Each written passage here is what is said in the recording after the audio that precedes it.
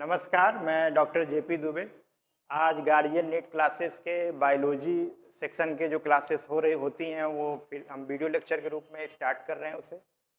और ऑलमोस्ट आपने कुछ पढ़ाई कर ली होगी और ये एक तरीके का रिवीजन क्लास है। तो थोड़ा हम इसको फास्ट पढ़ेंगे और जो एनसीईआरटी वर्ड टू वर्ड है उसको हम लोग कवर करने का प्रयास करेंगे। देखते हैं। तो जो पहला टॉपिक आपका आता है, व्हाट इज लिविंग।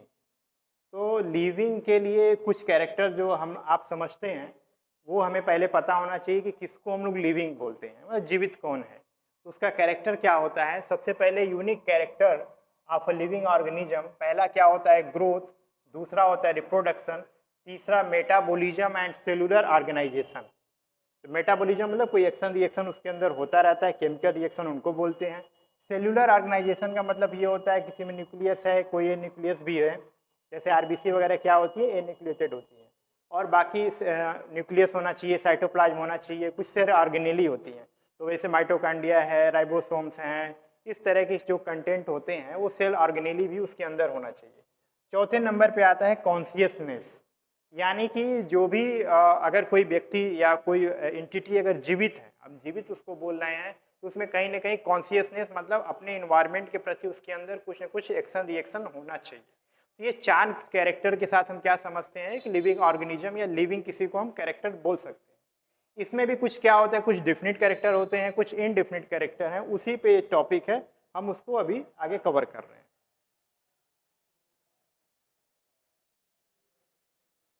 एक मिनट। तो पहला कैरेक्टर जो आया है वो क्या होता है, ग्रोथ। तो ग्रोथ का मतलब क्या होता है, किसी में जो उसकी पहले साइज या वॉल्यूम है, अगर उसमें कोई भी चेंजेज आ रहा है जो बढ़ रहा है, तो उसको हम लोग क्या बोलते हैं, ग्रोथ बोलते हैं। तो अब जो हमारा इन्वायरमेंट है, दो जीवित कैरेक्टर के रूप में हम देखते हैं, वो क्या होता है, पहला क्या होता है प्लांट और दूसरा क्या होता है एनिमल। तो जो प्लांट होता है उसका ग्रोथ कैसे होगा वो हम देखते हैं, growth by the cell division.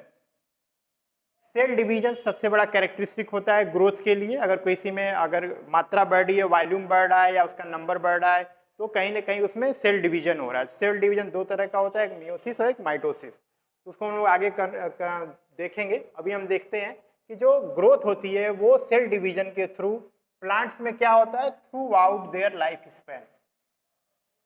एक प्लांट जब से एग्जिस्ट करना स्टार्ट होता है, जब सीड से वो स्टार्ट होता है, तो वहां से लेकर के जब तक वो जीवित है तब तक उसके अंदर ग्रोथ नियमित रूप से होता रहता है। इसको हम लोग क्या बोलते हैं कि cell division which occurs throughout their life span. तो ये प्लांट का ग्रोथ होता है। अब एनिमल में सेम कैरेक्टर हम कैसे देखते हैं, growth by the cell division is seen only up to the certain age. जो ह्यूमन है उसमें क्या होता है, ह्यूमन या एनिमल जो किंगडम है आपका पूरा, जिसमें पशु पक्षी आदि भी आते हैं, ह्यूमन भी उसी के पार्ट हैं, हम भी उसी के पार्ट हैं। तो हमारे अंदर क्या होता है, सेल डिवीजन होता है, लेकिन अप टू सर्टेन एज तक होता है। और कुछ सेल्स ऐसी होती हैं जिसमें ग्रोथ होती ही नहीं है। तो अलग अलग जीव हैं, अलग अलग उनके कैरेक्टर हैं। तो ये समझना है हम लोग को कि जो प्लांट में ग्रोथ होती है वो क्या होती है, through out their life span होता है।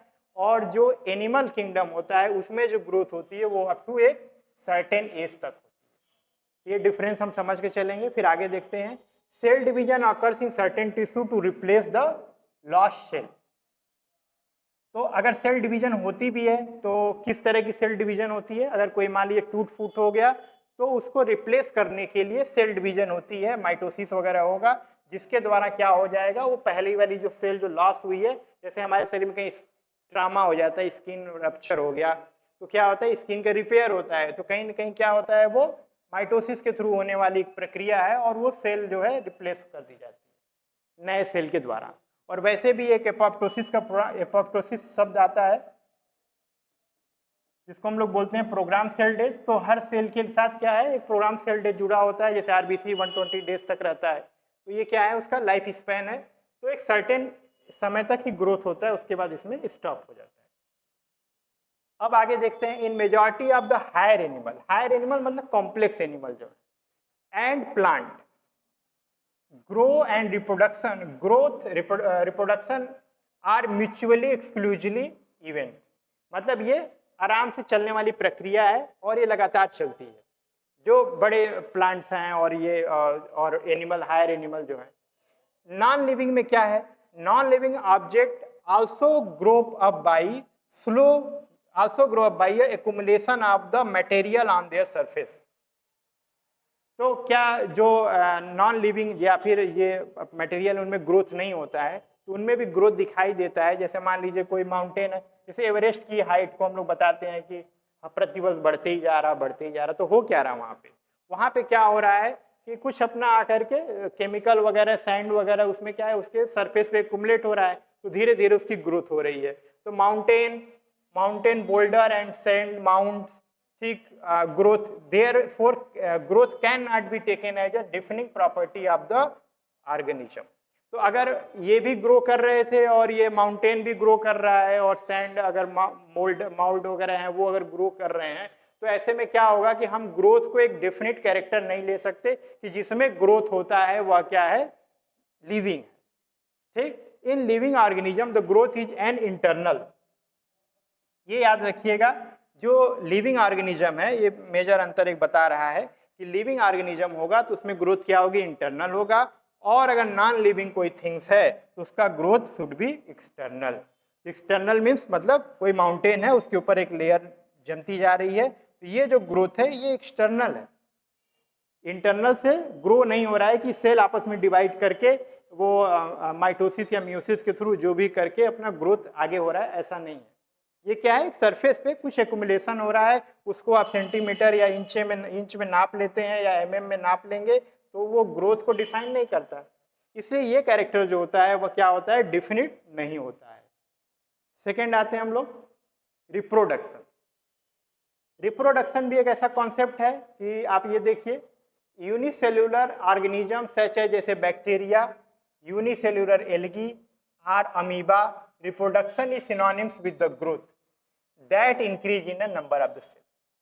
अब जो छोटा प्लांट के किंगडम्स है जो अपना ऑर्गेनिज्म का, जैसे बैक्टीरिया है, यूनिसेल्यूलर एल्गी है, अमीबा है, इनके लिए ग्रोथ या रिप्रोडक्शन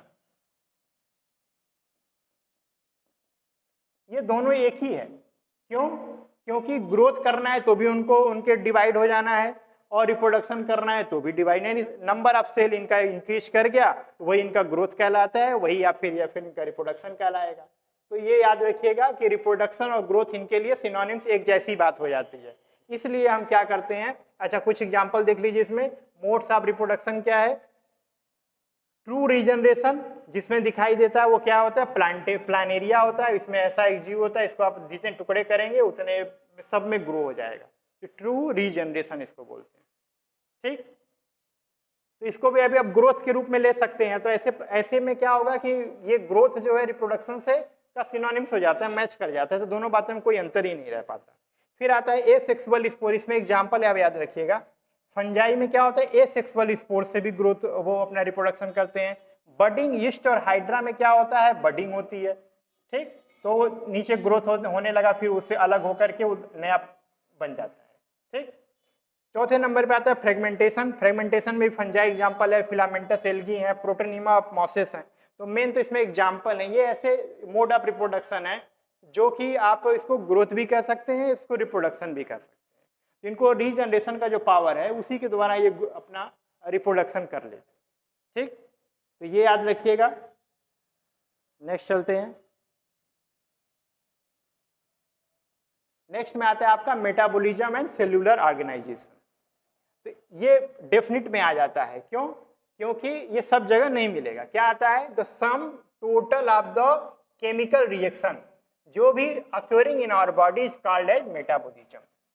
मेटाबॉलिज्म दो तरह का होता है, एनाबॉलिज्म और केटाबॉलिज्म। ठीक, इन दोनों को मिला के जिसमें कुछ निर्माण होता है या कुछ ब्रेकडाउन होता है। जिसमें निर्माण होता है, कुछ बन रहा है, उसको एनाबॉलिज्म बोलते हैं, और जिसमें ब्रेकडाउन होता है उसमें हम क्या बोलते हैं, उसको केटाबॉलिज्म बोलते हैं। तो ऐसे में क्या है कि कोई भी केमिकल रिएक्शन अगर हमारी बॉडी के अंदर हो रहा है तो वह क्या कहलाता है, metabolism. No non living object exhibit metabolism. बहुत इंपॉर्टेंट है, अगर कोई लिविंग है उसी के अंदर मेटाबॉलिज्म मिलेगा, अगर वो नॉन लिविंग है तो मेटाबॉलिज्म नहीं मिलेगा, यानी उसके अंदर कोई केमिकल रिएक्शन आपको देखने को नहीं मिलेगा। एन आइसोलेटेड, एक्सेप्शन एक तरीके का देखिए, an isolated metabolic reaction outside the body, जिसको इन विट्रो बोलते हैं, of an organism perform in a test tube neither living nor non living. जो टेस्ट ट्यूब के अंदर, जैसे आप टेस्ट ट्यूब के अंदर कोई अपना बैक्टीरिया वायरस अपना ग्रो करा रहे हैं, या फिर कोई सेल लेकर के हमने उसको ग्रो कराया है सेल्यूलर ऑर्गेनिज्म को, तो ऐसे में क्या होगा, हम वहाँ कोई केमिकल रिएक्शन जो हो रहा है उसको हम लोग ना तो लिविंग में रखते हैं ना तो नॉन लिविंग में रखते हैं, क्योंकि वो सेल्यूलर ऑर्गेनाइजेशन के अंतर्गत नहीं हो रहा है। ठीक, वो मेटाबॉलिज्म तो है लेकिन उसके लिए कोई सेल्यूलर ऑर्गेनाइजेशन नहीं है। Hence metabolism is a defined features of all living organism without exception.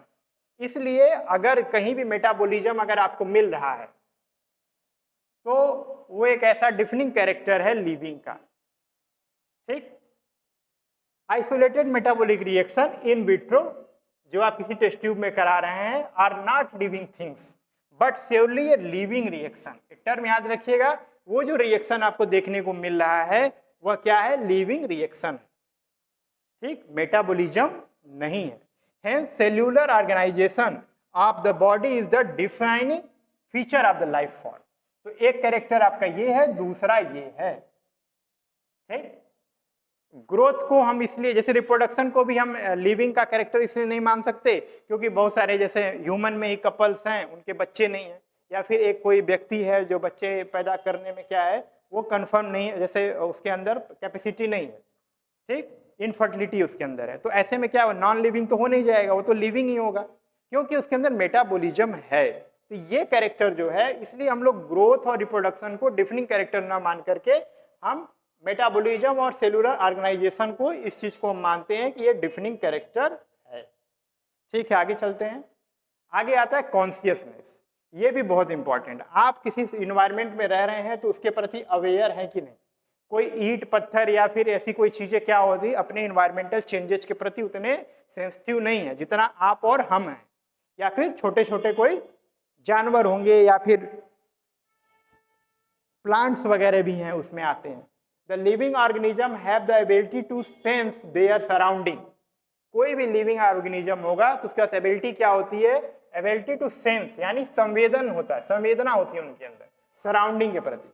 Are environment, surroundings मतलब क्या होता है, इन्वायरमेंट ही होता है। कोई एक प्लांट है, कोई एक ह्यूमन ही है समझिए, उसके आसपास जो भी वातावरण, लाइट है, बारिश है, पानी है, जो भी आपको दिख रहा है उसके प्रति उसका एक रिस्पॉन्स होता है। तो जो रिस्पॉन्स होता है वही क्या कहलाता है, लिविंग ऑर्गेनिज्म का कैरेक्टर है, कॉन्शियसनेस है उसके अंदर। And respond to this environmental stimuli which could be physical, chemical और बायोलॉजिकल। तो जो भी इन्वायरमेंट में हम रहते हैं उसमें कोई फिजिकल चेंज हो रहा है, कोई केमिकल चेंज हो रहा है या कोई बायोलॉजिकल चेंज हो रहा है, तो उसके प्रति हम क्या होते हैं, सेंसिटिव होते हैं। इसलिए consciousness therefore become the defining property of a living organism. Consciousness होना, अवेयरनेस होना, संवेदनशील होना, ठीक, ये चीज क्या कहलाती है, डिफरेंट कैरेक्टर में आती है। अब प्लांट भी इसी में आते हैं। Plant respond to external factor like light, water, temperature, other organism जो भी उसके आसपास होंगे, पॉल्यूटेंट्स, इस सब के प्रति क्या होता है, वह रिस्पॉन्ड करते हैं। इस वजह से क्या होता है, वो भी लिविंग होते हैं। और एग्जाम्पल दिया है कि photo period affect reproduction of the seasonal breeder. जो कुछ जैसे प्लांट्स होते हैं वो सीजनल ब्रीडर होते हैं, कुछ एनिमल्स भी होते हैं सीजनल ब्रीडर होते हैं। इसके बारे में और हम डिटेल आगे पढ़ेंगे। बोथ प्लांट्स एंड एनिमल, तो ये चीजें होती हैं। उसमें क्या होता है, फोटो पीरियड, लाइट कितना है, अंधेरा कितना है, कौन सा सीजन चल रहा है, कौन सा ऋतु चल रहा है, उसके आधार पे क्या होता है, वो उनका रिप्रोडक्शन अफेक्ट करता है। ठीक, living organism are self replicating, evolving and self regulating interactive system capable to responding to the external stimuli. ये कैरेक्टर होते हैं। सेल्फ रेप्लिकेटिंग होते हैं, इवॉल्व होते हैं और सेल्फ रेगुलेटिंग होते हैं। क्या कैसा सिस्टम, इंटरैक्टिव सिस्टम होता है उनके पास, जो कि क्या होता है, कैपेबल, जिसके पास ऐसी पावर होती है, क्या होता है, capable of responding to the external stimuli. ठीक, तो इतना आपको समझ में आ गया होगा मुझे लग रहा है। अब आगे चलते हैं, आगे हम इस पे कुछ MCQ सॉल्व करेंगे और बहुत इजी है और शुरुआती टॉपिक था और बहुत इजी लैंग्वेज में बताया गया, ऑलरेडी आपको पता है।